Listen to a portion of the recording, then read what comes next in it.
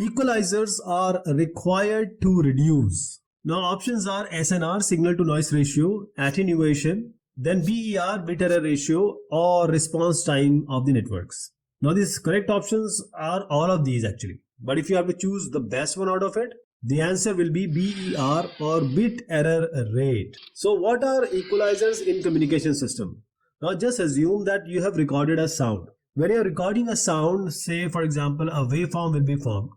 Sometimes there will be some distortion, some noise from the outside, some background noise, distortion. So these are all the out of the box thing which can diminish the quality of your sound. For example, f or sh, these are our words.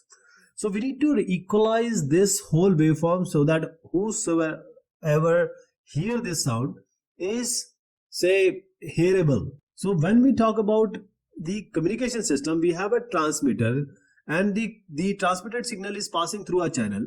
When it is received, it is not in that position where it can be used. So we need to use this equalization. So equalization or equalizers in communication system are used to reduce the ISI, inter-symbol interference, and the additive noise.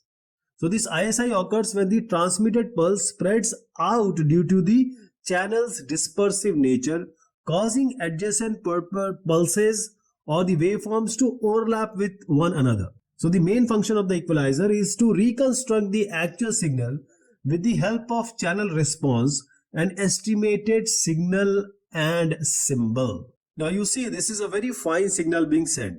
And now it has received and it is not equalized. The shape has changed. Just for the example, if you can just visualize it. Now it has to be equalized, made into the original form.